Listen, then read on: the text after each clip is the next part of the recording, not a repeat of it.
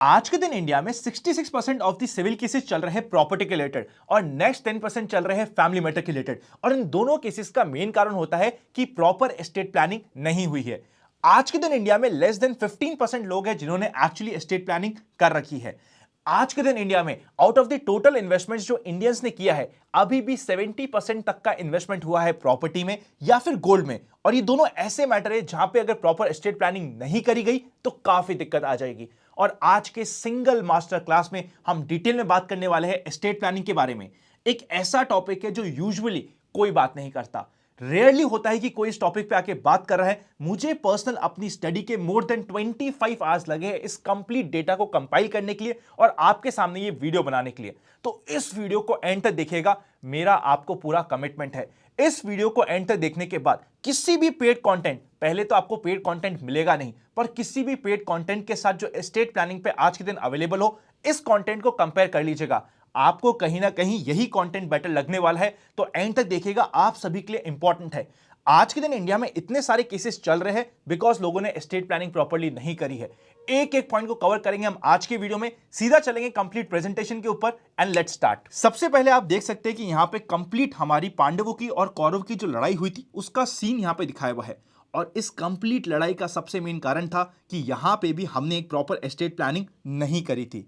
आप समझ सकते हैं, ऐसा नहीं कि सिर्फ आज के दिन एस्टेट प्लानिंग इंपॉर्टेंट है, कौरवों पांडवों के समय से भी एस्टेट प्लानिंग की इंपॉर्टेंस बनी रही है। हम नहीं करते वो एक अलग बात है। जैसा मैंने इंट्रो के वीडियो में आपके साथ शेयर किया, 66% केसेस होते हैं लैंड और प्रॉपर्टी के रिलेटेड एंड 10% केसेस होते हैं फैमिली मैटर के रिलेटेड। इनका मेजर कारण होता है सिविल केसेस का कि हमने प्रॉपर एस्टेट प्लानिंग नहीं करी। होता क्या है, जिस समय आप प्रॉपर एस्टेट प्लानिंग नहीं करते तो जो इंडियन लॉ है रिलेटेड टू एस्टेट्स बहुत डिफिकल्ट है। कितना डिफिकल्ट है आज के स्लाइड में मैं आपको बताऊंगा कि अगर आपने एस्टेट प्लानिंग नहीं करी तो आपकी आने वाली जनरेशन के साथ क्या होगा और किस तरीके से आपका कलेक्टेड पैसा आगे डिस्ट्रीब्यूट होगा। बहुत कॉम्प्लिकेटेड है, मेरी बात का विश्वास करिए। इतना कॉम्प्लिकेटेड है कि हमारे बहुत सारे केसेस चलते ही रहते हैं और जो हमारी फैमिली होती है जिनके लिए हम चाहते हैं कि अगर हम नहीं रहे उसके बाद भी उनका प्रॉपर्ली ध्यान रखा जाए, वो नहीं रख पाते।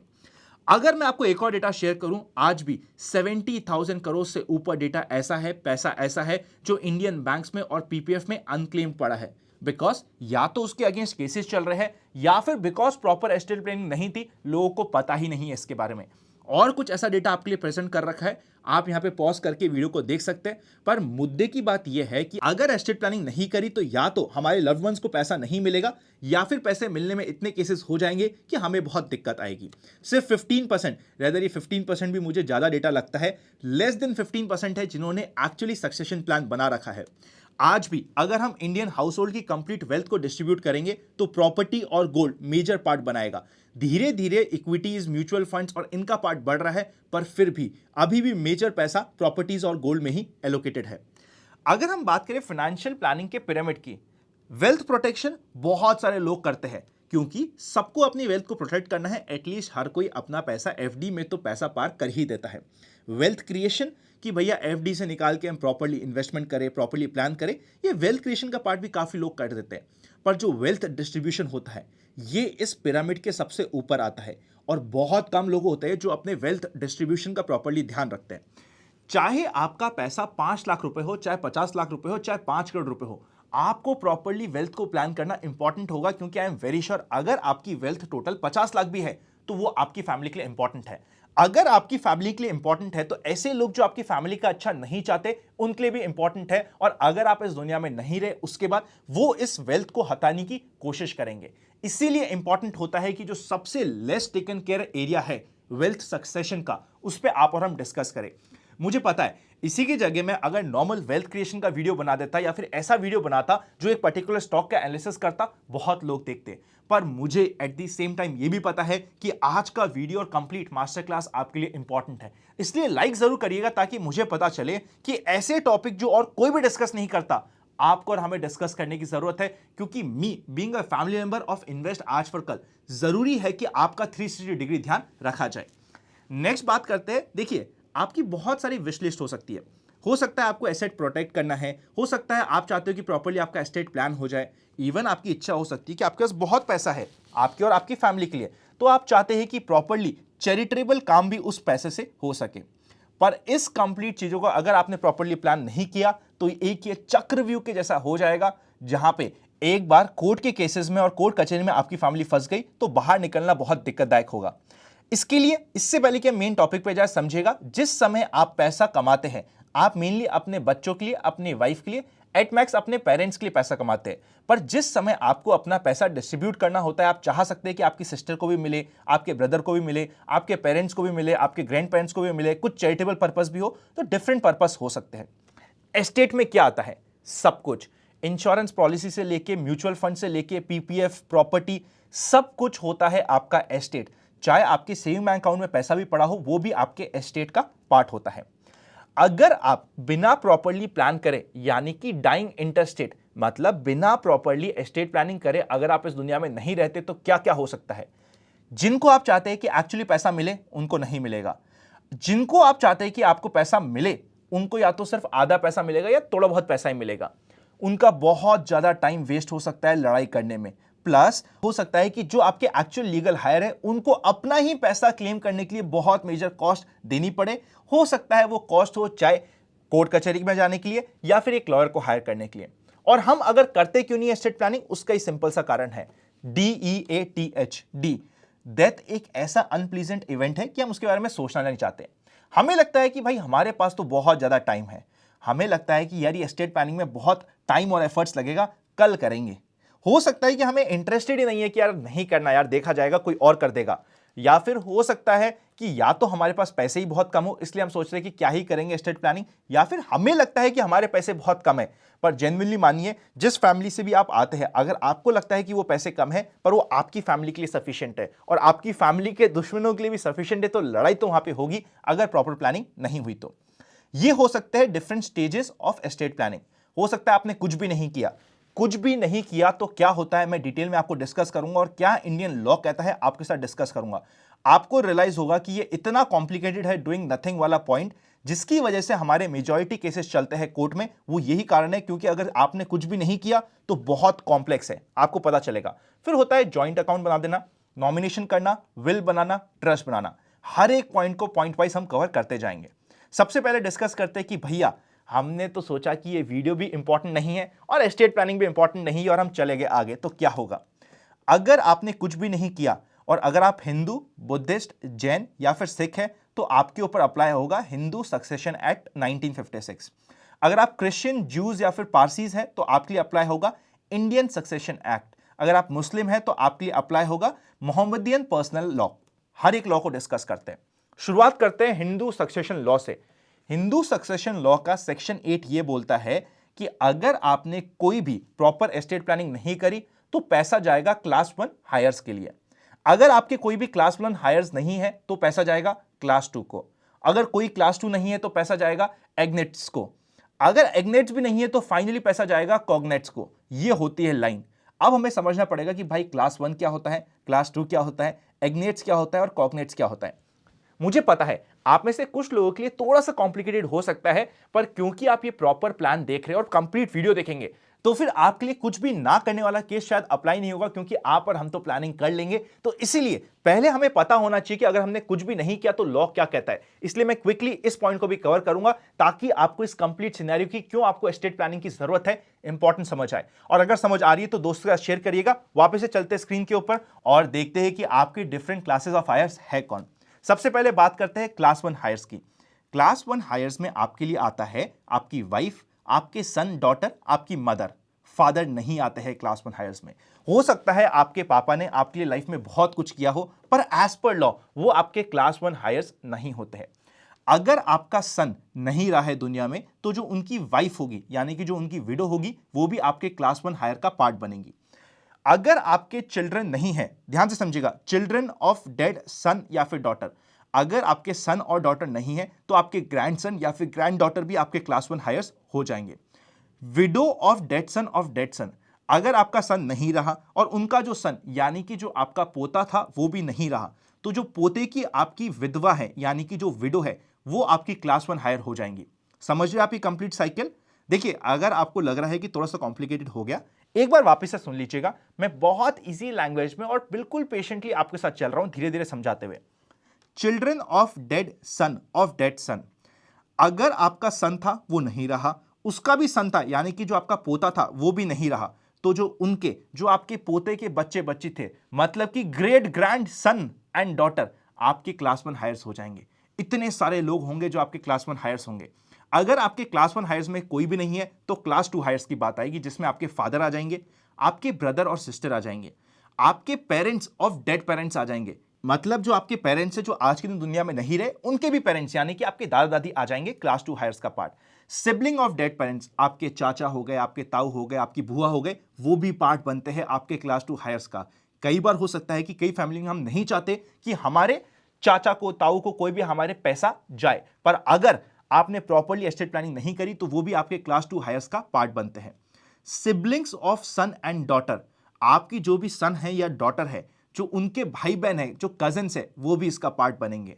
ब्रदर्स विडो, आपका जो भाई है, सपोज करते हैं आप नहीं रहते हैं या फिर आपके साथ कुछ भी हो जाता है, जो आपका भाई है, मतलब आपके लिए अगर मैं सिंपल रिलेशन में बताऊं, जो आपकी भाभी है वो भी आपकी क्लास 2 हायर बनती है। Children of dead son of dead daughter, देखिए आपकी सिर्फ एक डॉटर थी जो नहीं रही, उनके चिल्ड्रन थे वो भी नहीं रहे, उनके जो चिल्ड्रन है वो भी आपके क्लास 2 हायर्स बन जाएंगे। Children of dead daughter of dead son, मतलब आपका जो सन था वो नहीं रहा, आपकी जो डॉटर है वो नहीं रही, उनके जो चिल्ड्रन है वो भी आपके क्लास 2 हायर्स बन जाएंगे। आई होप अब आप समझ पा रहे हैं, अगर आपने प्रॉपर एस्टेट प्लानिंग नहीं करी तो ये कितना कॉम्प्लेक्स हो जाता है। इस कॉम्प्लेक्सिटी का ही कारण है कि इतने सारे केसेस और लॉ आज के दिन चल रहे हैं कोर्ट में और कोई भी सॉल्यूशन नहीं आ रहा और वो चल ही जा रहे हैं और हमारी फैमिली सफर करती रहती है। अगर आपके क्लास 1 और क्लास 2 हायर्स नहीं है तो फिर जितने भी आपकी मेल्स की चेन बनती जा रही है वो आपके हो जाएंगे एग्नेट्स। आखिरी में जो लास्ट चेन होगी उसमें लड़का और लड़की दोनों आ जाएंगे, पर एंड तक चेन जानी चाहिए सिर्फ लड़कों की, वो होते हैं एग्नेट्स। और अगर चेन में बीच में कहीं लड़की भी आ जाती है तो हम उसे कहते हैं कॉग्नेट्स। अगर आपके एग्नेट्स की कोई भी चेन अवेलेबल नहीं है तो कॉग्नेट्स को भी आपका पैसा जा सकता है, और जो फाइनल चेन होती है वहां पे आपके मेल और फीमेल दोनों आ सकते हैं। यह हो गया है कंप्लीट लॉ। इसके कुछ एक्सेप्शन हैं। अगर सपोज करते हैं किसी पर्सन ने फैमिली में ही किसी का मर्डर किया है तो ऑब्वियसली उसे कुछ भी पैसा नहीं मिलेगा, उसे हम इनहेरिट नहीं कर सकते। सेकेंड इंपॉर्टेंट पॉइंट, अगर किसी हिंदू ने खुद का रिलीजन कन्वर्ट कर लिया है तो जिसने कन्वर्ट किया है उसे तो पैसा मिल सकता है इनहेरिटेंस में, पर जो उनके आने वाली जनरेशन होंगी, मतलब उनके बेटे बेटी होंगे, उन्हें कोई भी पैसा नहीं मिल सकता जब तक जिस पर्टिकुलर पर्सन ने कन्वर्ट किया है from Hindu to some other religion वो वापस से हिंदू में नहीं आ जाता। और अगर आपके प्रॉपर्टी का कोई भी लीगल हायर नहीं है तो पैसा जाएगा सरकार के पास। फाइनली ये तो जो हमने बात करी थी कंप्लीट लीगल हायर्स की, ये था मेल के पर्सपेक्टिव में। फीमेल पर्सपेक्टिव क्या होता है वो आप यहां पे चेकआउट कर सकते हैं। By the way, female perspective में दो पॉइंट आते हैं। एक तो होता है फीमेल की खुद की प्रॉपर्टी, दूसरे होती है फीमेल की प्रॉपर्टी जो फीमेल को मिली है अपने फादर से, उसके अलग लॉ होते हैं जो आप यहां पे चेकआउट कर सकते हैं। अभी हम बात करते हैं जो फीमेल की अगर खुद की प्रॉपर्टी है तो कैसे होगा। उसमें क्लास 1 आ जाएंगे husband, son, daughter and children of dead children. अगर उनके बच्चे बच्ची नहीं रहे, उनके जो चिल्ड्रन मतलब पोता पोती पार्ट बन जाएंगे। सेकेंड आते हैं लीगल हायर ऑफ हस्बैंड, जो भी हस्बैंड के लीगल हायर थे जो हम ऑलरेडी डिस्कस कर चुके हैं पार्ट 1 ऑफ द वीडियो में, वो बन जाएंगे इनके legal heir in the same order. Tier 1 legal heir, 2 हो गए, उसके बाद एग्नेट्स और कॉग्नेट्स इन द सेम वे यहां पे चलता रहेगा। थर्ड आता है मदर एंड फादर, फोर्थ आता है legal heirs of father, fifth आता है लीगल हायर्स ऑफ मदर। ये चलती है कंप्लीट सिनेरियो। इसमें जो लीगल हायर्स ऑफ फादर और लीगल हायर्स ऑफ हस्बैंड आया है ये सेम पॉइंट्स अप्लाई हो जाएंगे। क्लास 1 हायर्स, क्लास 2 हायर्स, एग्नेट्स और कॉग्नेट्स जो अपने फादर के लिए या फिर उसके हस्बैंड के लिए अप्लाई होते हैं वही यहां पे अप्लाई होते जाएंगे। अगर प्रॉपर्टी अक्वायर करी है पेरेंट साइड से तो फिर husband, son, daughter, children of dead children मतलब पोता पोती, ये तो पार्ट बनेंगे इसे। फिर आ जाएंगे हमारे सामने मदर एंड फादर, फिर आएंगे लीगल हायर्स ऑफ फादर, फिर आएंगे legal heirs of mother and last में आएंगे लीगल हायर ऑफ हस्बैंड, क्योंकि ये प्रॉपर्टी इन एसेंस उनके माता पिता को बिलोंग करती है और वो उनसे मिली है, तो माता पिता के जो एक्चुअल होते हैं लीगल हायर्स उनका स्टैंड ऊपर होगा एज कंपेयर टू हस्बैंड का स्टैंड। आई होप ये पॉइंट बहुत सिंपल है। नेक्स्ट, मुस्लिम सक्सेशन लॉ क्या कहता है। सबसे पहला पॉइंट, मुस्लिम सक्सेशन लॉ इनहेरिटेड प्रॉपर्टी और सेल्फ एक्वायर्ड प्रॉपर्टी में कोई भी डिफरेंस नहीं करता है। 1/3 ऑफ द प्रॉपर्टी डिवाइड होगी विल के अकॉर्डिंग और रेस्ट प्रॉपर्टी डिवाइड होगी सक्सेशन लॉ के अकॉर्डिंग। पर कुछ भी डिवीजन से पहले कोई भी फ्यूनरल के एक्सपेंसेस होंगे या फिर कोई भी उधार होगा उसे पे कर दिया जाएगा। यह है कंप्लीट लॉ जो आपके सामने है। स्टेप 1, वाइफ को मिलेगा 1/4 अगर उसके कोई बच्चे नहीं है और 1/8 अगर बच्चे हैं तो, और पेरेंट्स को मिलेगा 1/6। देखिए, अगर आपको ये कॉम्प्लिकेटेड लग रहा है ना, तो एस्टेट प्लानिंग कर लीजिएगा। अगर नहीं करी तो ये सारे लॉ आपकी फैमिली को अप्लाई होने वाले, आप समझ सकते कितना कॉम्प्लिकेटेड है। आगे वाला पार्ट सिंपल होते जाएगा, पर ये कंप्लीट सिनेरियो आपको बताना जरूरी है, क्योंकि बाय चांस अगर आपकी फैमिली में कोई भी लॉ चल रहा है, या फिर अगर आपने कुछ भी अपनी फैमिली के लिए प्रॉपर प्लानिंग नहीं किया, तो आपकी फैमिली के साथ क्या हो सकता है वही हम डिस्कस कर रहे हैं। बल्कि आज के दिन इंडिया में 85% लोगों के साथ बाय डिफॉल्ट यही होता है, क्योंकि वो प्लानिंग करते ही नहीं है। अब आप समझ पा रहे होंगे इस वीडियो की इंपॉर्टेंस। लाइक कर दीजिएगा, डिफरेंट काइंड ऑफ वीडियो है, बहुत एफर्ट्स लगा है हमारा और हमारी टीम का, ध्यान रखिएगा इस बात का। चलिए चलते वापस से लॉ के ऊपर। तो वापस से चलते स्टेप 1 को रिवाइज कर लेते हैं। वाइफ को मिलेगा 1/4 अगर उसके कोई भी बच्चे नहीं है, और अगर बच्चे हैं तो मिलेगा 1/8। पेरेंट्स को मिलेगा 1/6। ये हो गया स्टेप 1। स्टेप 1 मतलब कि इनको मिलना सबसे पहले इंपॉर्टेंट होता है टोटल वेल्थ में से। अगर हमारे 100 रुपए की वेल्थ है तो उसमें से 25 रुपए इमीडिएटली मिल जाएंगे वाइफ को, अगर कोई भी बच्चे नहीं है तो। एंड 1/6 पार्ट मिल जाएगा mother and father each parent को। अब आता है बच्चों की बारी। अगर सन और डॉटर दोनों हैं तो बाकी सारी का सारा पैसा ऐसे डिवाइड हो जाएगा कि सन को मिले double amount as compare to daughter. अगर डॉटर को मिलता है 100 रुपए तो सन को मिल जाए 200 रुपए। इस तरीके से प्रॉपर्ली डिवाइड हो जाएगा। अगर कोई डॉटर नहीं है, सिर्फ सन ही है, तो बैलेंस जितना भी अमाउंट होगा वाइफ को और पेरेंट्स को देने के बाद इक्वली डिवाइड हो जाएगा। अगर वहां पे सिर्फ एक डॉटर है तो उसे 50% ही बैलेंस प्रॉपर्टी का मिलेगा। बाकी जो पैसा है वो बाकी लॉ के हिसाब से, यानी कि स्टेप 1 के हिसाब से बैलेंस डिस्ट्रीब्यूट करना पड़ेगा। अगर वहां पे 2 या फिर 2 से ज्यादा डॉटर है तो उन्हें 2/3 ऑफ द प्रॉपर्टी मिल जाएगी। सन नहीं है तो ऑब्वियसली 2/3 ऑफ द प्रॉपर्टी जो मिलेगी वो इक्वली डिवाइड हो जाएगी। अगर कोई भी चिल्ड्रन नहीं है तो ब्रदर एंड सिस्टर्स को मिलेगा share, just like son and daughter को मिलता है।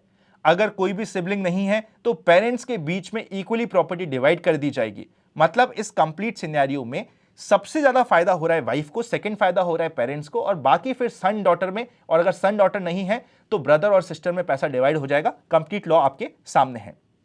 अब फाइनली बात करते हैं इंडियन सक्सेशन एक्ट 1925 के बारे में। 1/3 पैसा सीधा चले जाएगा आपकी वाइफ को, यानी कि विडो को। रेस्ट 2/3 पैसा डिवाइड हो जाएगा आपके बच्चों के बीच में। अगर आपके सन या फिर डॉटर नहीं है तो उनके बच्चे भी इस कंप्लीट पैसे का पार्ट बन सकते हैं। अगर वहां पे कोई भी, मतलब कोई बच्चा है ही नहीं, तो जो बैलेंस 2/3 पार्ट होता है वो फादर को जाएगा। अगर फादर नहीं है तो मदर को जाएगा। मदर नहीं है तो जो भी आपके भाई बहन सिबलिंग्स होंगे उन्हें इक्वली जाएगा। Point number 1, point number 2, point number 3 इसी ऑर्डर में रीड करा जाएगा। मतलब पहले आपको पॉइंट नंबर 1 को पूरा करना पड़ेगा, फिर 2 को, फिर 3 को। अब समझते हैं कि अगर आपने छोटा सा काम कर रखा है एस्टेट प्लानिंग का और जॉइंट अकाउंट्स बना रखे हैं तो आपके साथ क्या होगा। अभी तक का जो हमारा सिनेरियो था वो सिनेरियो है कि आपने कुछ भी नहीं किया है। आप समझ सकते हैं कि अगर आपने कुछ भी नहीं किया तो कितना डेंजरस हो सकता है। यहां से चीजें आपके लिए सिंप्लीफाई होती जाएगी और जल्दी जल्दी हम कवर करते जाएंगे सारे इंपॉर्टेंट पॉइंट्स को, और आपको पता चल जाएगा कि एस्टेट प्लानिंग में आपको कौन से पॉइंट पर जाना है। मैं तो आपके सामने पांचों के पांचों पॉइंट प्रेजेंट कर दूंगा। इससे पहले हम आगे जाए, अगर लाइक नहीं किया है तो कर दीजिएगा। अगर आपके पास डीमैट अकाउंट नहीं है तो डिस्क्रिप्शन में लिंक मिलेंगे। अगर आप म्यूचुअल फंड्स को प्रॉपर्ली प्लान कराना चाहते हैं हमारी टीम के साथ तो वो कंप्लीट डिटेल्स भी आपको डिस्क्रिप्शन में मिल जाएगी, चेकआउट करना मत भूलिएगा। चलते हैं वापस स्क्रीन पे और पॉइंट्स का स्टार्ट करते हैं। जॉइंट अकाउंट क्या होता है? जॉइंट अकाउंट का सिंपल सा मतलब ये होता है कि आपका जो कंप्लीट एसेट है वो आप जॉइंटली किसी के साथ होल्ड कर रहे हैं। मतलब it's a method of giving someone control of an asset even before the death. आप डेथ नहीं भी हुए फिर भी आपने अगर बैंक अकाउंट में अपनी वाइफ को और खुद जॉइंट अकाउंट बनाया है तो दोनों का इक्वल कंट्रोल होने वाला है। जॉइंट अकाउंट आप म्यूचुअल फंड के लिए FD, real estate, post office, NSC, demat account हो गया या म्यूचुअल फंड हो गया, हर जगह लगा सकते हैं, कहीं भी कोई इशू नहीं है। ये किस तरीके से वर्क करता है आई एम वेरी श्योर ये आपको पता होगा। ईदर और सर्वाइवर, मतलब या तो कोई भी ऑपरेट कर सकता है या फिर जो सर्वाइवर है वो ऑपरेट कर सकता है, या फिर फॉर्मर और सर्वाइवर, मतलब वाइफ तभी ऑपरेट कर पाएगी जब जो फॉर्मर है यानी कि आप जो मेन कंट्रोली है, अगर आप नहीं रहे तभी आपकी वाइफ कंट्रोल कर पाएगी। ये रिवर्स भी हो सकता है। सपोज करते हैं किसी अकाउंट में आपकी वाइफ मेन होल्डर है तो फॉर्मर और सर्वाइवर इक्विवेलेंटली काम करेगा। अब सेम बैंक अकाउंट और एफडी में अगर आपका जॉइंट अकाउंट है, जो सर्वाइवर होगा उसको डेथ सर्टिफिकेट प्रोड्यूस करना पड़ेगा, सर्वाइवर को पूरा पैसा मिल जाएगा। फिक्स्ड डिपॉजिट जो होंगे जैसे ही मैच्योरिटी हो जाएगी उसका पैसा दे दिया जाएगा। पोस्ट ऑफिस और डिपॉजिट में क्या होगा, बहुत सिंपल सा सिनेरियो है, ऐसा कंसीडर हो जाएगा कि वो सोल ओनर है जो भी बच गया है कंप्लीट सिनेरियो के बाद में किसी भी एक पर्सन की डेथ के बारे में। म्यूचुअल फंड्स में डेथ सर्टिफिकेट आपको सबमिट करने पड़ेंगे। प्रॉपर बैंक अकाउंट जो फर्स्ट होल्डर है, सपोज करते हैं आपने म्यूचुअल फंड में इन्वेस्ट किया है जिसमें आप और आपकी वाइफ जॉइंट अकाउंट होल्डर है और किसी भी कारण से आप इस दुनिया में नहीं रहे, तो आपकी वाइफ का बैंक अकाउंट वापस से सबमिट करना पड़ेगा एंड प्रॉपर केवाईसी वापस से एक बार प्रोड्यूस होगी। डीमैट अकाउंट में 3 होल्डर्स हो सकते हैं, एक मेन होल्डर और 2 जॉइंट होल्डर। और कभी ऐसा सिनेरियो आता है कि जॉइंट होल्डर बाय चांस किसी भी कारण से नहीं रहे, कोई भी नहीं रहा, तो वापस से एक नया डीमैट अकाउंट खुलेगा with the name of balance जो भी बच गए हैं सर्वाइवर उनके नाम पे, और आराम से पैसा चले जाएगा। जॉइंट अकाउंट में क्या हो गया, अगर आपका जॉइंट अकाउंट है तो बाय डिफॉल्ट जो भी आपका दूसरा पार्टी है जो भी जॉइंट अकाउंट का बना हुआ है वो ओनर बन जाएगा, यहां पे कोई दिक्कत ही नहीं है। थर्ड आता है नॉमिनेशन, कि यार अनंत हमने तो अपने अकाउंट में और अपने इन्वेस्टमेंट में नॉमिनेशन कर दिया, तो क्या हमारा सारा काम हो गया है? आपका भ्रम टूटने वाला है, ध्यान से देखिएगा, वीडियो बहुत इंपॉर्टेंट है आप सभी के लिए। Nomination is the right conferred upon the holder of an investment product to appoint the person entitled to receive the monies in case of a death. Nomination यानी कि नॉमिनी को सिर्फ पैसा मिलेगा और नॉमिनी की यह ड्यूटी होती है कि जो भी आपका लीगल हायर हो उस तक पैसा पहुंचाए। आप समझे, नॉमिनी आपका ओनर नहीं होता है, वो सिर्फ केयर टेकर होता है और नॉमिनी का काम होता है कि वो अपने लीगल हायर तक पैसा पहुंचाए। पर इन रियलिटी बात करते हैं, देखिए लॉ कुछ और कहता है और रियलिटी में क्या होता है, नॉमिनी से पैसा निकालना बहुत डिफिकल्ट होता है। सपोज करते हैं आपने अपने किसी दोस्त को नॉमिनी बना दिया, उससे पैसे लेने में आपकी वाइफ और आपके बच्चों को सालों लग जाएंगे, बहुत दिक्कत आएगी, क्योंकि ये कंप्लीट कॉम्प्लिकेशन होते जाते हैं और नॉमिनी के अगेंस्ट भी केस करना पड़ सकता है आपको। इसलिए ध्यान रखिएगा, अगर आपने किसी को नॉमिनी बनाया वो ओनर नहीं होता है, वो सिर्फ केयर टेकर होता है कि पैसा उसे मिलेगा और उसका काम है कि जो लीगल हायर है उस तक पैसा पहुंचाए। पर इंडिया में जो नॉमिनी होता है, आप बोल सकते हैं 65-70% केसेस में नॉमिनी ही लीगल हायर बन जाता है, क्योंकि जो ट्रांसफर का सिनेरियो वो बहुत डिफिकल्ट है। देखिए लॉ कुछ और कहता है, मैं आपको प्रैक्टिकली भी साथ में बताना जरूरी है, जिसमें मैंने अपना ओपिनियन रखा है। जो मैंने आपको ये बताया है कि नॉमिनी से पैसा लेना बहुत डिफिकल्ट होता है, ये मेरा पर्सनल ओपिनियन है। पर लॉ क्या कहता है, लॉ तो यही कहता है कि नॉमिनी सिर्फ केयर टेकर है और नॉमिनी को पैसा देना पड़ेगा लीगल हायर्स को। जो लॉ कहता है मैंने वो भी आपको साथ में बता दिया है। कुछ इंपॉर्टेंट पॉइंट्स होते हैं नॉमिनेशन के, सिर्फ एक इंडिविजुअल ही नॉमिनी बन सकता है, नॉन इंडिविजुअल नॉमिनी नहीं बन सकते, चाहे वो पार्टनरशिप फर्म हो, एचयूएफ हो, चाहे कोई सी भी चीज हो। नॉमिनेशन जिस समय आप इन्वेस्टमेंट इंश्योरेंस करते हैं उस समय बना सकते हैं, आगे कितनी बार भी चेंज कर सकते हैं, कहीं कोई उसमें कॉम्प्लिकेशन नहीं है। कुछ इंपॉर्टेंट पॉइंट्स है, नॉमिनी इंडिविजुअल जो नॉमिनी होता है, देखिए एक तो होता है आपने नॉमिनेशन किसको बना सकते हैं, जो नॉमिनी होता है वो कोई भी हो सकता है, चाहे वो कंपनी हो, ट्रस्ट हो, कुछ भी हो सकता है। माइनर भी नॉमिनी हो सकता है पर उसके लिए गार्जियन का होना जरूरी होगा। एनआरआई भी नॉमिनी हो सकता है पर उसके पास प्रॉपर रिपैट्रिएशन, मतलब जो एनआरआई को पैसा मिलेगा उसको इंडिया से ले जाने की प्रॉपर अथॉरिटी होनी चाहिए। मल्टीपल नॉमिनी और परसेंटेज ऑफ नॉमिनी भी आप मार्क कर सकते हैं। पैसा क्लेम करते वक्त ये डॉक्यूमेंट्स है जो आपको रिक्वायर्ड रहेंगी, जस्ट टू इंश्योर कि ये हमारी कंप्लीट प्रेजेंटेशन और कंप्लीट मास्टर क्लास कंप्लीट रहे। आपके लिए मैंने ये भी प्रेजेंट कर दिया है कि कौन कौन से डॉक्यूमेंट्स आपको प्रेजेंट रहेंगे। अगर नॉमिनेशन नहीं किया तो ये 4 एडिशनल डॉक्यूमेंट्स होते हैं जो आपको कोर्ट से लेना पड़ता है, सक्सेशन सर्टिफिकेट लेना पड़ता है, जिसमें काफी कॉम्प्लिकेशंस आते हैं। कुछ इंपॉर्टेंट पॉइंट्स है, अगर किसी अकाउंट में, देखिए कोई ज्वाइंट अकाउंट है जिसमें नॉमिनी है, तो हर एक ज्वाइंट अकाउंट के ओनर को नॉमिनी के लिए साइन करना पड़ेगा। अगर नॉमिनी की डेथ हो जाती है तो कोई भी नॉमिनी नहीं होता है। ध्यान रखिएगा, हम क्या सोचते हैं कि हमने XYZ पर्सन को नॉमिनेशन बना दिया और अगर हमारी भी डेथ हो गई और जो वो पर्सन था उसकी भी डेथ हो गई, पैसा जो नॉमिनी है उनके आने वाली जनरेशन को मिलेगा? बिल्कुल नहीं, पैसा आपके लीगल हायर को मिलेगा, क्योंकि नॉमिनी लॉ के अकॉर्डिंग सिर्फ एक केयर टेकर है। अगर नॉमिनी नहीं रहा और उसकी डेथ हो जाती है तो नॉमिनी होना या ना होना इक्विवेलेंट हो जाएगा, मतलब ये होगा कि आपने कोई भी नॉमिनी नहीं रखा है। ध्यान रखिएगा, नॉमिनेशन के केस में अगर नॉमिनी नहीं रहता तो इट इज ऑलमोस्ट इक्विवेलेंट कि नॉमिनेशन हुआ ही नहीं था। इसका नेक्स्ट पॉइंट हम समझेंगे असाइनमेंट। असाइनमेंट के केस में उल्टा है। असाइनमेंट में क्या होता है, आपने पूरा का पूरा ओनर बना दिया है प्रॉपर्टी का उस पर्टिकुलर पर्सन को, अगर वो पर्सन नहीं रहता तो वो प्रॉपर्टी तो उसके जो पर्सन है जिसको आपने असाइन किया है उसके लीगल हायर्स को मिलेगी। मैं अगले पॉइंट में वापस इसको कवर करूंगा। In most cases nominee individually होता है, क्योंकि हम अपने एसेट्स का कोई इंडिविजुअल को ही नॉमिनी बनाते हैं। नॉमिनेशन लॉ थोड़ा बहुत डिफर कर सकता है, जैसे कि डीमैट और शेयर्स के केसेस में जो नॉमिनी होता है वही ओनर होता है, चाहे विल कुछ भी हो, ये एक एक्सेप्शन है। कुछ केसेस में नहीं, रेदर ये सिर्फ इकलौता एक एक्सेप्शन है जो अप्लाई होता है। डीमैट और शेयर्स के केसेस में आपका नॉमिनी ही ओनर के जैसे काम करेगा। नॉमिनी अगर आपको चेंज करने हैं तो हर एक फॉर्म का मैंने आपको नाम दे दिया है, आप आराम से गूगल कर सकते हैं, आपको ये फॉर्म मिल जाएगा और पर्टिकुलर जगह पे जाके सबमिट करेंगे तो आपका काम हो जाएगा। आप कितनी बार भी नॉमिनेशंस को चेंज कर सकते हैं। नेक्स्ट आता है असाइनमेंट। असाइनमेंट नॉमिनी से ऊपर होता है। असाइनमेंट मतलब कि एक ऑफर, आप खुद हो गए पार्टी, आपने पूरा का पूरा पार्टी का जो राइट था, जो आपके एसेट का राइट था, वो किसी थर्ड पार्टी को दे दिया है। Transfer of contractual right of to a third party, ये होता है असाइनमेंट। एक बार आपने असाइनमेंट कर दिया तो वो ओनर बन जाता है। अगर वो पर्सन नहीं रहता तो उस पर्सन की लीगल हायर उस पर्टिकुलर एसेट के ओनर माने जाएंगे। एब्सोल्यूट असाइनमेंट हो सकता है या फिर किसी कंडीशन के बाद हो सकता है, दोनों ऑप्शन अवेलेबल है। एब्सोल्यूट मतलब कोई भी कंडीशन नहीं है जो उस असाइनमेंट की अप्लाई होती है। कंडीशनल जैसे आपने बोल दिया कि मेरे पास इस कंप्लीट प्रॉपर्टी के अगेंस्ट में एक लोन है, ये प्रॉपर्टी के ओनर आप हो, पर पहले आपको इस प्रॉपर्टी के अगेंस्ट के लोन को पूरा पे करना पड़ेगा। असाइनमेंट आप इंटेलेक्चुअल प्रॉपर्टी का भी कर सकते हो, चाहे वो कॉपीराइट हो, ट्रेडमार्क हो, पेटेंट हो, इनका भी असाइनमेंट आराम से हो जाता है।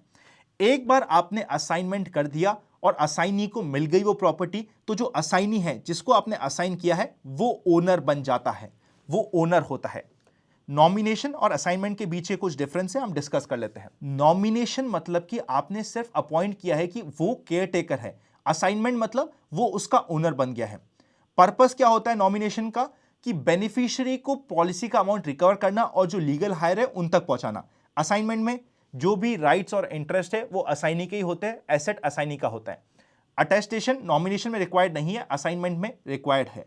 कंसिडरेशन नॉमिनेशन में कुछ भी पैसे का मोलतोल या कुछ भी चीज होने की जरूरत नहीं है, कोई कंसिडरेशन ना हो तब भी मान लिया जाएगा, पर असाइनमेंट में कंसिडरेशन ऑलमोस्ट हमेशा होता है। Right to sue, nominee right नहीं है उसके पास कोई भी सू करने का कि आपने मुझे नॉमिनी क्यों हटाया, आप कहीं पे जाके केस नहीं कर सकते, पर असाइनी के पास राइट होता है क्योंकि असाइनी ओनर बन जाता है काइंड ऑफ प्रॉपर्टी का। इसको हम कितनी बार भी रिवोक कर सकते हैं नॉमिनेशन को। असाइनमेंट सिर्फ और सिर्फ एक बार या फिर 2 बार रिवोक हो सकता है। अगर हम फेवर की बात करें, यूजुअली फेवर के अंडर ही नॉमिनेशन होता है, और अगर हम असाइनमेंट की बात करें, ये फेवर में भी हो सकता है या फिर एक एक्सटर्नल पार्टी इसको भी मिल सकता है, एक ऐसी पार्टी जिसके अगेंस्ट में हम चाहते हैं कि उसको मिले तो उसे भी हम असाइन कर सकते हैं। अब आता है फाइनल पॉइंट जो होता है विल का। ये होता है फाइनल केस। देखिए मतलब ये हो रहा है कि अगर आपने कुछ भी नहीं किया तो लॉ बहुत डिफिकल्ट है, अगर आपने जॉइंट होल्डर बना दिया तो लॉ आपके लिए थोड़ा ईजी हो जाता है। अगर आपने बना दिया अपनी प्रॉपर्टी का नॉमिनी या अपने एसेट का नॉमिनी, आप और सेफगार्ड हो गए। नॉमिनी के बाद अगर आपने अपने एसेट का कोई ना कोई कर दिया असाइनी तो वो और भी ज्यादा बेटर हो गया। अब हम बात करते हैं विल की। अगर आपने विल ही बना दी तो वो तो फाइनल काम हो जाता है जो आप कर सकते हैं, जिसे हम डिस्कस करेंगे।